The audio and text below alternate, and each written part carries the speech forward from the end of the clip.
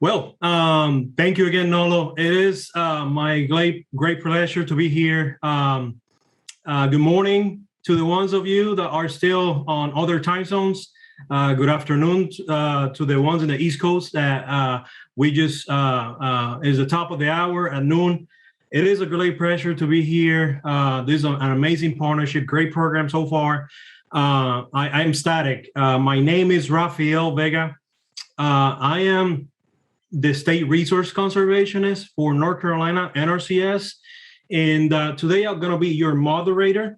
In addition to being the State Resource Conservationist, I am also a member of the National NRCS Civil Rights Advisory Committee.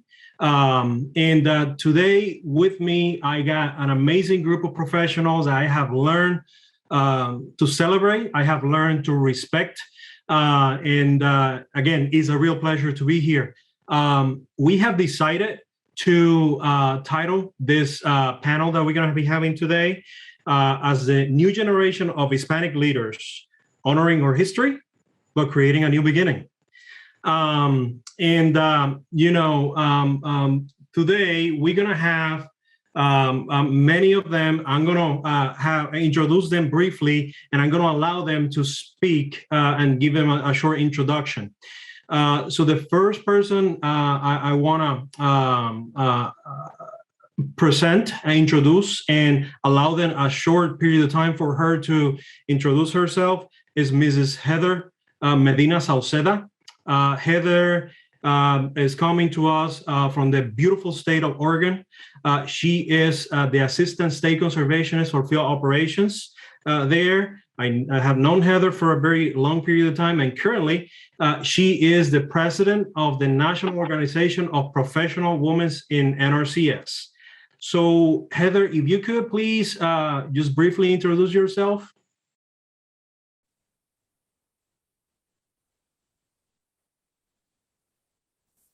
Hello, my name is Heather Medina Sauceda, and my pronouns are she, her, hers. Identified as a Chicana, I was born and raised in Michigan. I am third generation. I am from Mexican descent. My grandparents and my parents gave me a strong connection to the land. We had a big garden with vegetables, and I would help to care for these products. We would go out fishing, we would take vacations in Michigan. We were always outdoors, outside working in the garden.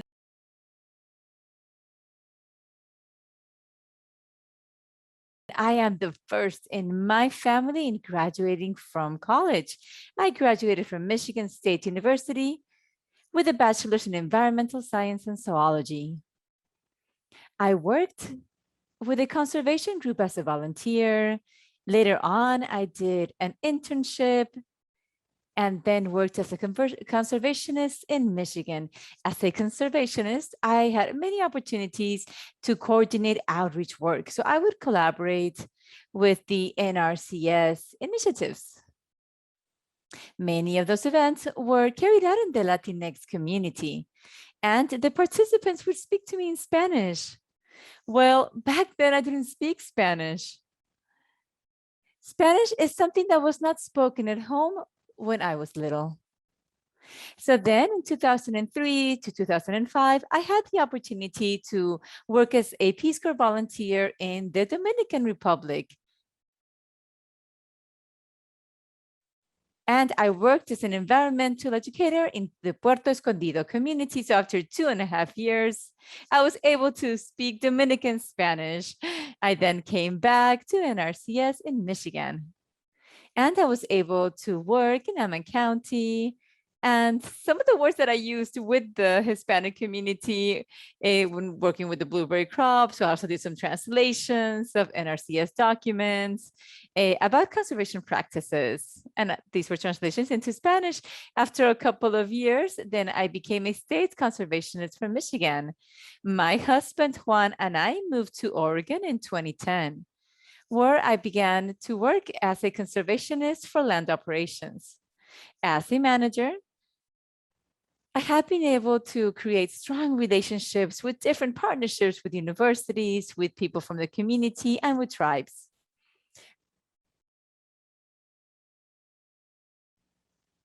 And then I really wanted to become more connected to the Latino community. So I met with the faculty in Oregon State at that university and also other universities.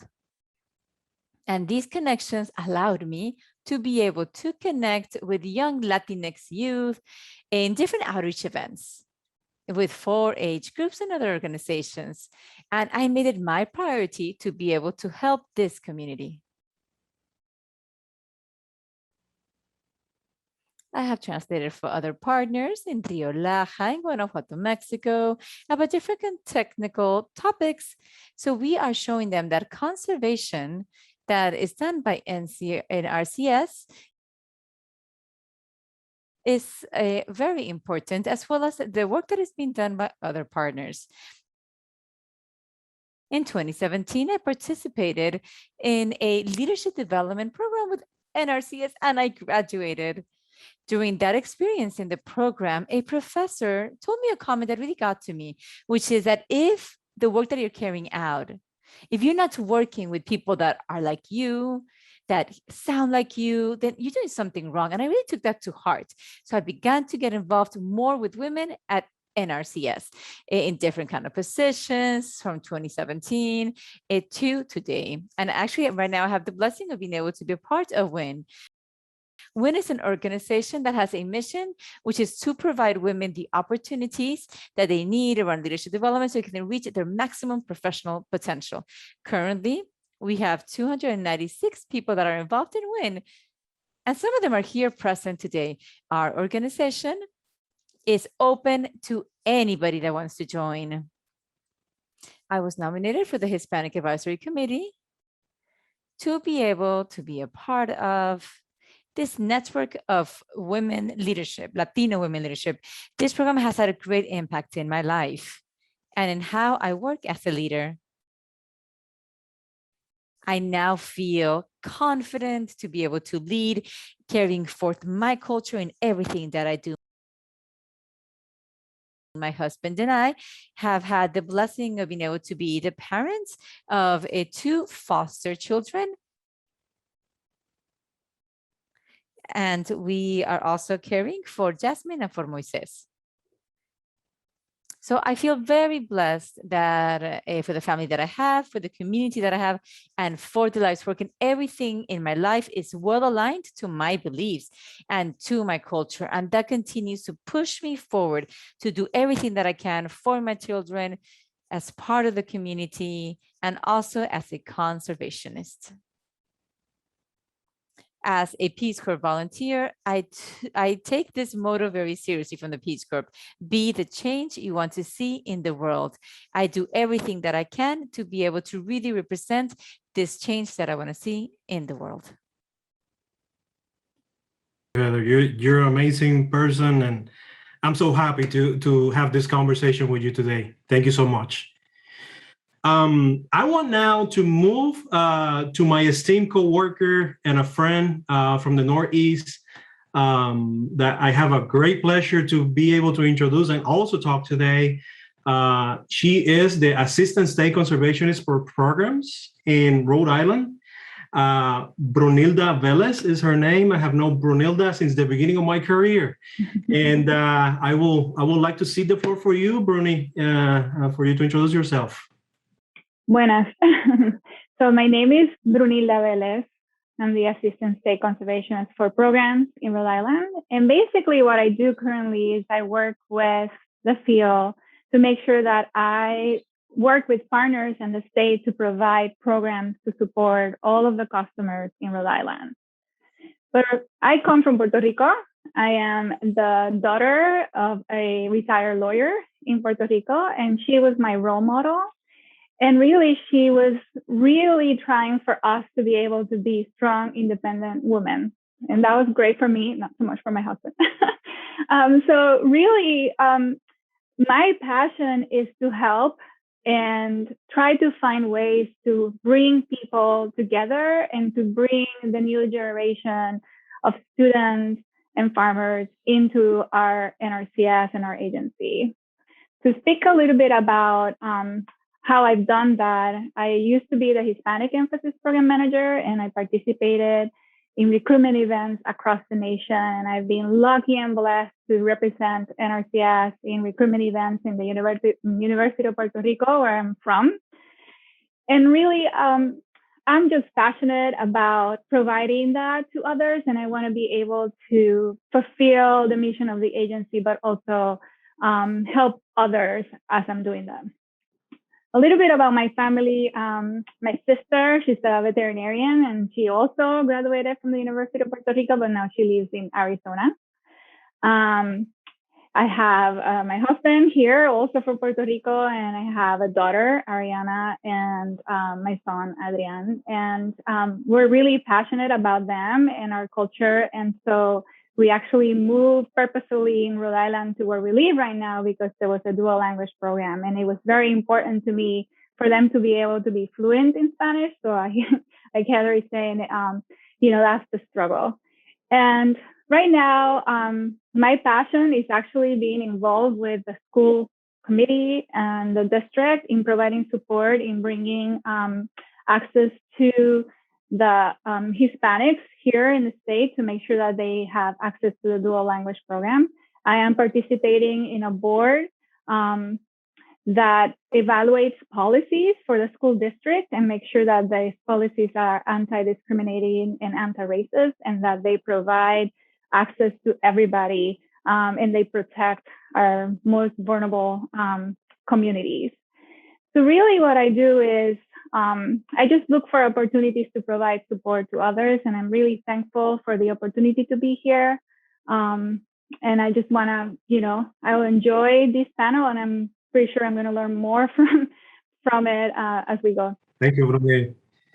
All right. Well, let's transition now to the Commonwealth of Virginia. Today we have with us Dr. Edwin Martínez Martínez. He is a longtime friend of mine, an amazing professional that I also learned to respect. Edwin and I went to college together, and it is a great pleasure for me to be able to have him join me here today. So, Edwin, if you could just introduce yourself, please. All right. Thank you, Rafael, and thanks everybody for the opportunity and for having me here. This is an amazing event, being able to join in since the beginning, listening to the chief and the others, providing great information on the agency and where we are. I'm Dr. Edwin Martinez. I'm original from Puerto Rico. I've been with the United States Department of Agriculture, NRCS, for about 15 years. I have worked in multiple locations in different roles. Started my career in Nebraska as a student trainee, transitioned to California, worked in Northern California with the drought in the Klamath Basin, so between Oregon and California, and assisted in California with fires and drought when I was there in details. From California, I transitioned into Michigan, where I actually work with Heather and others in a lot of different efforts, work hand in hand with the Hispanic Emphasis Program Managers to promote our programs. And also Michigan State University had a grant that targeted Hispanics for education. And I was one of the translators and also one of the individuals who trained our landowners in there. Spent about 8 years in Michigan, one of the best experiences in my career, working with all the diversity in the state, not only on ethnicity, but also on crops, etc. From Michigan, working as a district conservationist, move up north, way far north to the northern part of the state on the Upper Peninsula, far, far away, a beautiful part of the country, as an assistant state conservationist for field operations. When I was there for about 3 years. From there, I moved to Washington, D.C., where I managed the Great Lakes Restoration Initiative as the program manager, working directly with the regional conservationist for the agency, and Martin Lowenfish was my supervisor in that specific role. Spent 4 years, and that has been the best job I have had so far. Like, see, the state conservationist will beat that one. But the reason why is because I had an opportunity to make a big impact, working with all the Great Lakes states where we're targeting conservation efforts, and working also by nation with Canada, hand in hand on conservation efforts. Been the state conservationist in Virginia for about a year. A week ago was a year. I'm still here, really enjoying the job here as a state conservationist. There's a lot of efforts between different states like North Carolina that Dr. Martinez has. And in Virginia, we have an agreement with Virginia State University that is targeting Hispanic communities. Outreach, education to landowners, and also for students who may like to pursue a career in conservation. I'm very blessed to work with this agency for that amount of years. And one highlight of the career was when I was able to assist Puerto Rico after the hurricane, 2017, 2018, working with my people for about 8 months in different periods of time during that time frame. Not the best time to be there, but the best time for me to be there and assist and provide leadership to my community and the island. I enjoy the outdoors, travel as much as I can to visit my family in Puerto Rico, and I'm really happy to be here. So, Rafael, the floor is back to you. Thank you. Thank you, Edwin. All right, so let's lay the pathway how we're going to conduct this this panel today. So the panelists have received a specific topic, a specific question that they will be developing. Each one of them are going to have 10 minutes to develop their topic. And then at the end, we're going to be monitoring the Q&A session for additional questions from the group. Or we will allow time for additional conversation in regards of the topics that will be developed and presented to you today. So with that, let's jump into the meat of this conversation today. And Edwin, let's stay with you. If you don't mind, let's give you the floor back to you. I'm going to pose the question that you have received beforehand, and you're going to have 10 minutes to develop your discussion. So the question is, as a state conservationist, what is your vision for the future of Hispanic leaders in agriculture, and how we can help set the path for future Hispanic professionals into the federal workforce? Thank you for the question. And what I did for my question, I just wanted to have a few graphics of different things that I have done working with different Hispanics around the nation.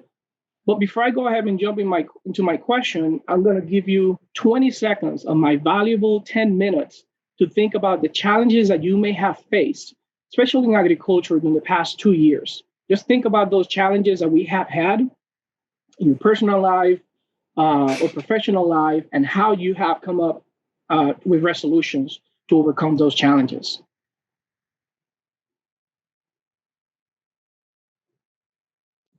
But the main question that Rafael asked is, what's my vision when we talk about the future of Hispanic leaders within the agency? So there's a few items that I have in here that I would like to highlight as part of the vision.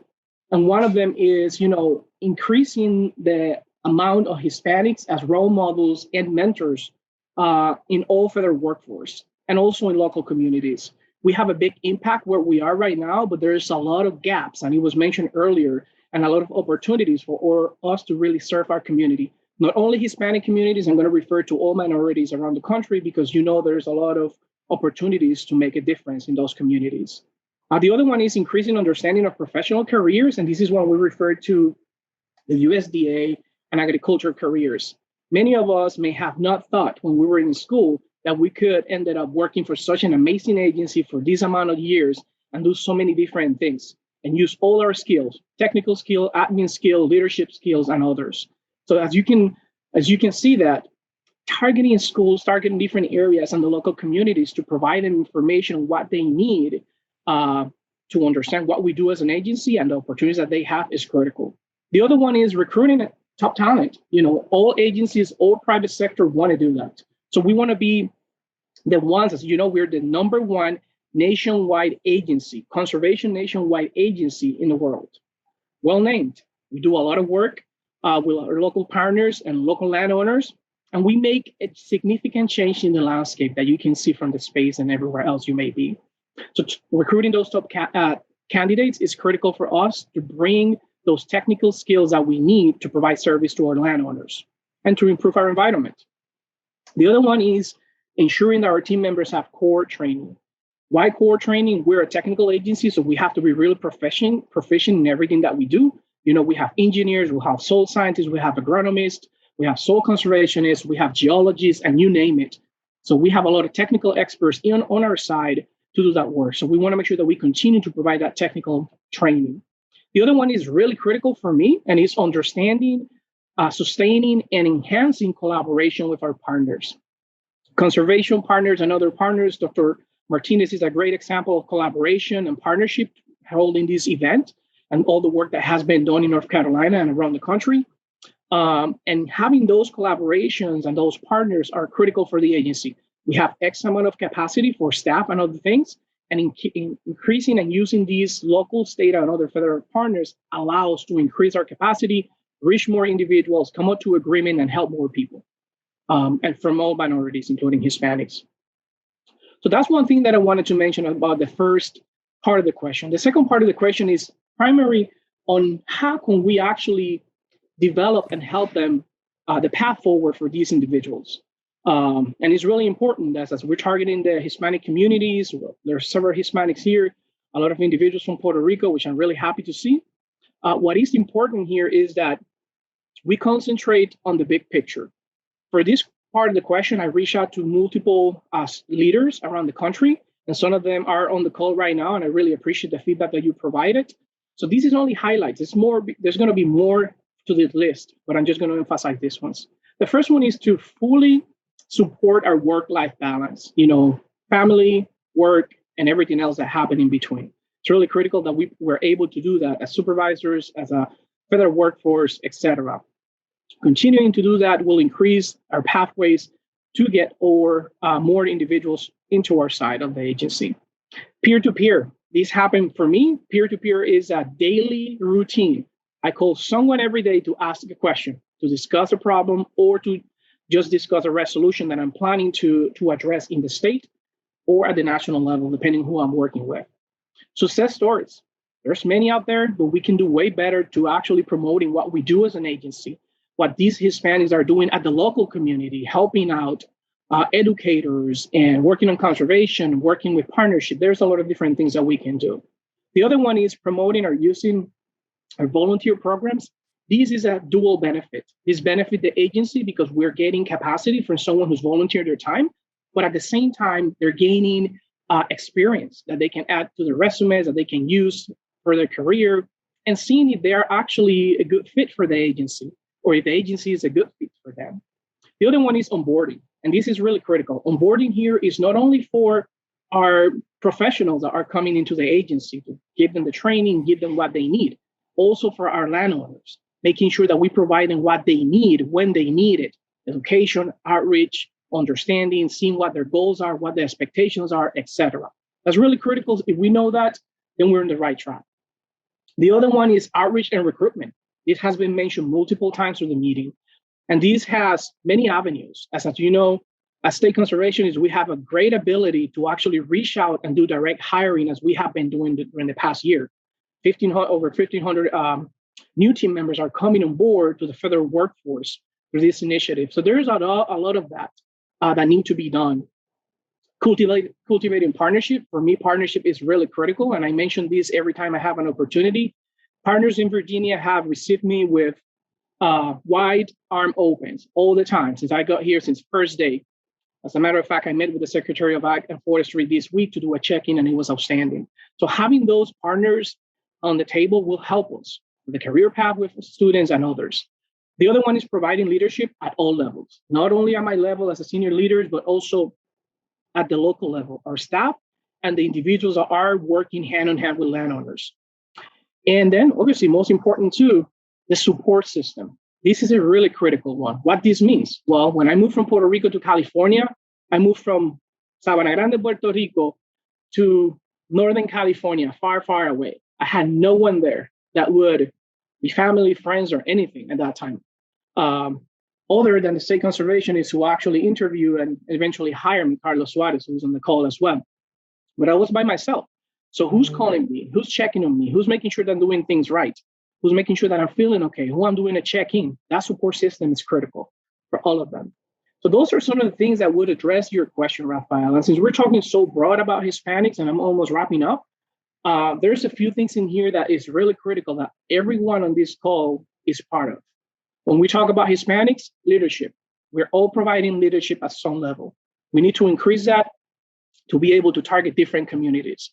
I mentioned at the beginning that I was targeting all different minority communities. I have been blessed to work with tribal members, to work with other Hispanics, to work with African Americans, to work with Amish farmers and others. And those are all different groups that you really need to understand before you work with them. Not only the language barriers, but also understanding their culture. So leadership is really critical, and I've been blessed with many opportunities. What we do as an agency, I mentioned outreach and education, really important of what we do. Educating our landowners here on this meeting today is important so that they know who we are, what we do, and how we can help them. And I know there was some discussion and questions in the previous sessions. So it's really important, not only our landowners or our potential future employees, but also students. Working with local communities, this is really critical. This is where we make an impact, especially in rural Virginia that I need to get to and get to know more. There is a lot of areas that may not have ever been, have Hispanics visiting or promoting our programs or doing any type of work there. So I need to get there eventually. I just started in here, and that's on my goals. But working with them hand in hand. In one of the pictures here, this was a recent meeting with landowners, and the same type of meeting I did in Michigan, meeting hand in hand with these landowners. Technical and field work, I'm going to expand on these. This is our core. This is what we do. Here, this is a group of Hispanics on the top right corner, and I was explaining to them what is the conservation planning, what is the conservation practice, and how they work on a blueberry farm in Michigan. Really proud of that type of work because many of them were able to understand our contracts, our practices, and everything else. The other picture that I would like to showcase is agriculture and conservation hands-on. This is when I mentioned volunteer work. This is how you get that experience, working hand in hand with our partners or our staff. This is really critical. And the other one that I have in here is conservation efforts. In general, what we do has a big impact. Here, we recently had the Secretary of Ag, Tom Vilsack, who came to visit Virginia and meet with landowners and our staff to have discussion on projects that we have done and how we can improve working with individual landowners. It's really critical to see that and working with those local communities. Conservation efforts, this is just pictures of some of the work that I have worked or designed in the previous positions that I had. It's just a blessing to be able to drive somewhere and see something that you were able to have an impact, a practice, like a conservation practice. So we do a lot of great work as a conservation agency. We have a lot of opportunities for individuals. And the wrap-up slide is this one right here. I have been blessed to work in so many locations, and in every location around the country that you see here, I have worked with different minority groups. Hispanics in California, where I was the only one speaking Spanish at some point in Northern California in Tule Lake, along with another technician, going hand in hand with the technician to talk to Hispanics that were managing farms because they had absentee landowners. That's critical. And then in Michigan, all the work that we did with Heather, with Linda, and many other partners to educate our landowners. In Maine, working with tribes. In Michigan, I'm going to be working with tribes as well. And then the Gulf of Mexico, where I went and did some training on mangrove restoration. So we have a significant impact as an agency. And I know that we all working together can really develop the path forward for new staff members and for landowners to join our NRCS work. So with that, Rafael, hopefully I didn't exceed my time frame. And I really appreciate the opportunity. You did great, Edwin. Thank you so much for addressing that very hard question in a limited amount of time. Good job. I want to encourage the participants to think about the question that Dr. Martinez posed at the beginning. What was your main challenge and what you did to overcome it? Feel free to post your responses in the Q&A or in the chat. We would like to hear from you. We want to make this interactive. Okay, so the next person that I want to cede the floor to address her question is going to be Brunilda. Brunilda, if you mind, I'm going to pose a question and I'm going to allow you with your 10 minutes. The question is, as a leader in this organization, What is your vision to ensure racial inclusion and diversity, considering conventional and urban agriculture customers? And so I didn't mention that I also have 17 years of experience with the Natural Resources Conservation Service since I graduated from the University of Puerto Rico. And I've worked in, Wisconsin, Rhode Island. I've had experiences in Washington, D.C., and I've also had experience in Kentucky and Connecticut. And that has allowed me to really gain ideas of what has been successful ways to address the point to your question. But to get to your question, I think we really need to acknowledge that we're kind of different times, right? What we have been doing in the past may not necessarily work, or it can work, but we need to kind of have a little bit of creativity. Organization-wide inclusivity and diversity requires action. For example, our organization like ours, needs to be the model of diversity, equity, and inclusion. To be an inclusive and diverse agency, we need to continue recruiting, hiring, promoting, and retaining qualified and diverse employees.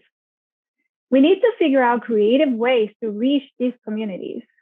When I was a Hispanic emphasis program manager in Wisconsin, I developed a strategy for recruitment that worked really well for us. During that time, my job was to try to increase participation of Hispanic students into our internship program that we now call Pathways, and hopefully there are students who've heard about Pathways. Typically, when somebody gets tabbed with recruitment, they'll send an email, they'll maybe reach out to the students, perhaps they tell them how to apply, put some flyers, hope that they apply, and maybe they'll get selected. But I think we need to do more than that. Doing more may seem hard, especially now, but that is not impossible with some creativity. But honestly, what is most important is what you do when you bring those students in. Here's what we did. We build a network of students across our state, and we give them opportunities for enrichment during the summer, even after work. We use those students as ambassadors in our universities to help us recruit other students. We model how to support, value, and celebrate the inclusion of these students into our offices. In my opinion, when we fail to model this in our organization, is what may recruit, but we don't retain. We're unconsciously communicating to our student trainees, okay, great, we brought you in, and figure out your place in our construct. The solution is taking the necessary time to really incorporate these young people into our work culture and make sure that our office culture is accepting of them. I see this as a positive step in aiding us with retention of new talent. While I was coordinating these efforts in Wisconsin, our recruitment of Hispanic employees jumped. If we brought 6 students, 2 of them were Hispanics. In addition to this date, most of those students that I recruited, and I'm sure Carlos and Juan Carlos, Rafael, Edwin, many of them are still working in our agency, and a lot of them are in leadership positions now. Another action we must actively take is train our staff so that they're able to serve all of our students.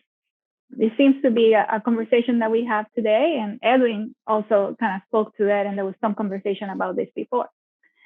This includes having access to training, mentorship, and support, perhaps some experiences with local farms and operations, internships, exchanges with other groups, local farms, and organizations. I will give you an example of how we did this in our state when I was the Hispanic Emphasis Program Manager. We noticed that our newer staff did not have the background in agriculture. Now they had great credentials and great education, but they had not personally worked in the farm.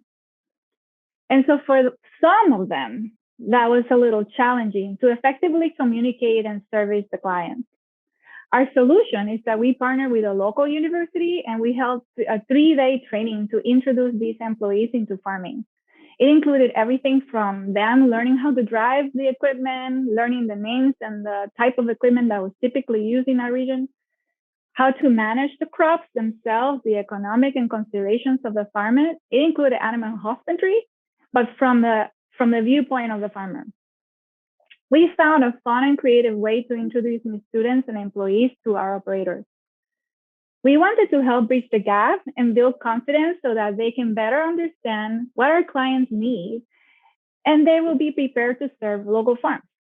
Proper training should obviously include technical development, but we need to continue to actively seek and introduce diversity, equity, and inclusion as part of our culture. Most important, our leaders need to continue to model this. One example organization is currently doing this is with Working Effectively training series. We have a Working Effectively with Hispanic Producers model, and this offers an opportunity to learn how to develop productive and rewarding relationships with Hispanic customers. In addition, we need to continue to support employee networks like WIN, like the National Organization of Professional Hispanics and other organizations, and employee networks and professional organizations as a tool to build capacity and increase the retention by providing that network that Edwin was just talking about. Our other third action or item that we need to do, which also is appears to be what Edwin thinks too, is building those bridges with partners who are already serving these communities. There are existing organizations focused in supporting local communities by increasing access to new markets, developing value-added products. They're helping producers better access funding and opportunities, among other things. Now, some of those items perhaps may be out of scope of what my agency does, but that doesn't mean that our organization cannot help. We have looked for ways and opportunities to support these efforts. For example, when there's an organization providing support to engage beginner farmers, we have supported them with pilot programs and demonstration farms. We have facilitated staff to do training in conservation practices to develop these new farmers. Look at this group hosting this event with Dr. Nolo Martinez and mano-Y-ola. This is exactly what I'm talking about. Across the nation, there are organizations and programs targeting urban, small, non-traditional farmers, many of whom are minorities and producers themselves. Many of these farmers serve in areas that have been identified as food deserts. And when we support these efforts, we can reach new customers. As you can imagine, it takes a lot to develop those partnerships. However, when we leverage the resources from these local entities and non-governmental organizations, we can reach a broader audience than we would have done by ourselves. The next action we need to continue is active outreach, really taking the time to know the makeup of our communities. We need to know who they are, what they need, and we need to identify if there's ways to address those gaps so that we can provide better access and opportunities for them. And if there are no opportunities for them, then we need to make sure that we develop those. An example of this is when I was a district conservationist in Wisconsin, we had a large population of Hmong producers in our county. We realized many of them were unaware of our programs and did not know of the opportunities that we can provide in our service centers. My staff and I purposefully and meaningfully reached out to them in various ways to learn from them what their needs were. And we identified what gaps we could fill. After assessing their needs, we developed a campaign that included visiting local farmers markets, and provided information about our programs and those of the service centers and partners. We made translated materials and provided interpreters to support navigating our programs. We developed trainings for them in their spoken language to talk about what they could use and what the benefits would be. It highlighted best practices for their type of operation and demonstrated their installation, maintenance, and operation. We used early adopters as mentors to train and exhibit conservation practices in their spoken language. And we reached out to the Hmong student chapter and participated in events to talk about career organization.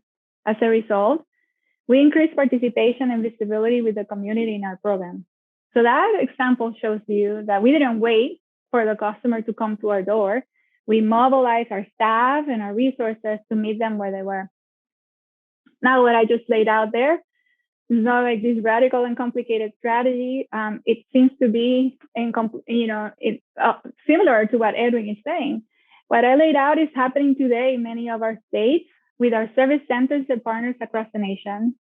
As you've heard from others, this aligns with our mission and the expectation of our leaders. So our challenge is to make sure that this is integrated into our organization's culture. We need to continue to support and grow these programs, and we need so that we can better serve our challenging and changing demographics. It is our duty to serve our communities and to give everybody a fair shot to succeed and equal access and opportunities to organizations. Thank you. Thank you, Bruni.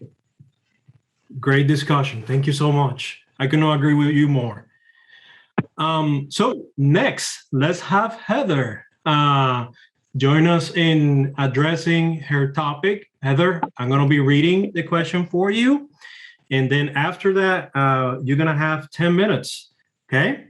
So, yes. Heather, we have many examples of amazing leaders in this nation that are female. And I gotta tell you, you and Bruni are one of the two top that came to mind when I think about amazing female leaders. But it's still difficult to increase female participation in science, technology, engineering, and mathematics, what is commonly known as STEM careers. So I want your perspective to know, what can USDA do to cultivate more female leaders in STEM careers?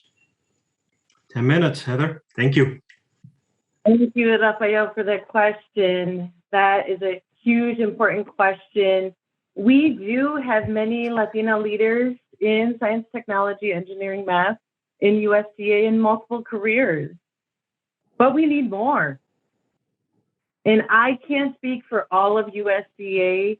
I can speak about my experience with NRCS and some of my relationships with other USDA organizations as well. In a lot of the efforts and comments that Edwin shared and Bruni, they all overlap. And as we all know, in the Latinx community, we are all connected. And everything we do, we have to do together. It's awesome. Chief Cosby, as he stated today, lined out the mission and goals that we're focusing on. And racial justice is one of those. And that includes diversity. The Natural Resources Conservation Service is currently working on a hiring strategy. And as Edwin and Bruni stated, we need to increase our pathway students, our internship program, and our direct hire, our new people that are coming up. We currently lack diversity in our degree majors as well.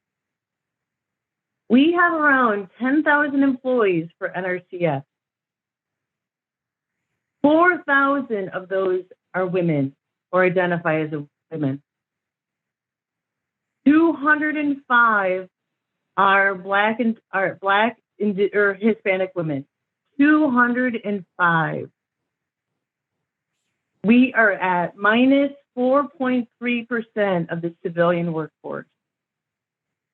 We are the lowest. Latina women are at the lowest level of all Black, Indigenous, people of color, of women in that area, in those demographics. We can do better. We should do better. And we have the support of this administration and our chief and various leaders like Carlos, who's on the line, and Edwin, and others as well. It's not going to be easy, but we have to change the way that we've been looking at outreach. It hasn't been working. One great example of outreach that has been working is the Forest Service. The Forest Service has been going and working through K-12 schools in California specifically, is what I know about. We need NRCS employees, and it's all of NRCS, it's all of USDA, it's all the Hispanic Latinx communities. It's all of our responsibility to recruit and talk about careers in science, technology, engineering, and math. We can talk to these K-12 schools, let these young people know that yes, si se puede. Just like Nolo said this morning, we can do it. They can do it. These young people need to see our faces. They need to see that we are here as Latino, Latinx leaders, that we want to see them succeed, that we are going to reach our hand behind and bring them up with us, that they are not alone. We also need to reach out to our partners, like was stated earlier, working with FFA, 4-H, Manners, Minorities in Ag and Natural Resources. We have to do that with our partners.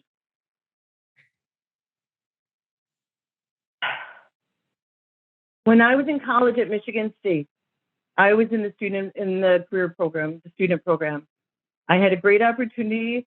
I would work on campus at Michigan State, and I would go to Clinton County and go work in that office.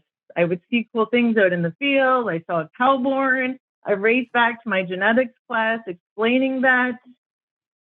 But many times in my Latino groups, the people, my friends, said, Heather, why do you want to do that? Why do you want to go back to the field? Our families have worked so hard to get out of the field. I don't have that experience. My grandparents would sometimes work in the field. My parents would sometimes do that to earn money, but I did not do that. But my comment to my colleagues at Michigan State when I was growing up was that I am going to get a career in agriculture and natural resources, and I am not picking fruit or vegetables. I'm not a farm laborer. I am a conservationist, and I am helping these farmers to get conservation on the ground, and I am going to make a difference. And that is what we need to teach to our youth coming behind and to their parents. We have a lot of mistrust in the Latinx community. A lot of people do not trust the government. This year, I worked very hard to recruit pathway students, and I can always do better, I know. But many of the times, the parents are concerned about having their children come to pathways into the offices and working for the federal government. We have to do more than emails and phone calls. I need to do more, as we all need to do more.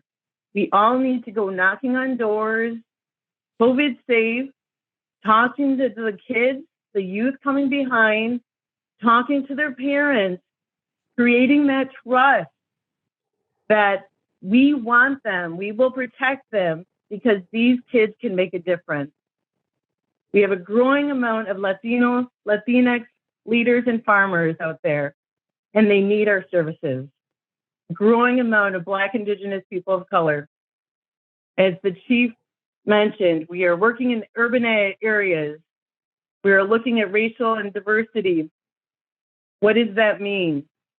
If we don't have a workforce that can show our customers, our farmers, and relate to them, speak their language, and connect with them and have trust with them, then we will not be able to move forward on this mission. But that means to bring up these kids, these young people, creating these relationships. We do have a lot of things going on, and I just have a couple more minutes, but I know one of these areas is that we need to show that Latinos in conservation are there. We need to have females reaching out and being those role models. We need to show the success of Latinos in conservation. September 29th, Women in NRCS, along with other NRCS employee organizations, are showcasing Latinos in conservation. We have many great, awesome women and Latina farmers that are going to be showcasing their story because they did it. And we need to show these other students that they can do it too. Many times, Latinas do not like to toot their own horn and say, yeah, I did it, I'm good. We need to be vocal. We need to say, yes, I did it. And it was a challenge, but you can do it. I also want to say we need the help of you all too. Los hombres. We need the help of the men. Our men need to support the women as well. In everything we do, the families need to support these women to say, yes, they can do it. It's really important. In conclusion, wrapping up, I just wanted to say that it's really important to go through K-12 career exploration for us, not only NRCS, not only USDA, everybody in the agri community and the Latinx community to reach out, help these young people identify these jobs. This is part of our culture. This is who we are. We need to help more with mentoring, females mentoring other females, and the K-12 university on. WIN is doing this as other organizations. We need to say Latinas stepping forward and say, yes, I can do it. And I'm going to bring these other Latinas with me. We all need to support each other. And in conclusion, I just want to leave you with the awesome saying from Dolores Huerta, the co-founder of the National Farm Workers Association. Sometimes we have to promote ourselves. Just go out and be active and try to find an opportunity. Gracias. Gracias, Heather. And it is amazing to hear from all of you. Our time had come to an end. The allotted time had come to an end. But before I leave, I want to give you all a round of applause. It is an amazing just to have co-worker peers like you thinking about the future of this nation. I cannot help but feel ecstatic just to know that I'm going to have colleagues like you next to me taking us to the next level. And yeah, I cannot agree with you more. We need more men that are willing to stand up and support female leadership, being Hispanic, being Asian, whatever it is, we need more of that. So with that, again, thank you, Heather. Thank you, Brunilda. Thank you, Edwin. This has been an amazing conversation. I wish that we have hours to keep on talking. But with that, I'm going to conclude this panel and going to turn it back to Nolo and mano-Y-ola team. Thank you so much. Muchas gracias. Yeah, it was great to have a chance to meet you all. And I want to say that the time that you guys have given us is something that we will not forget. Certainly, we'll try to get to Virginia and all the states that you are working and doing some good work. You also had other folks that could not participate in this panel, like Victor Hernandez, but in the future, we will try to bring them in. Thank you very much.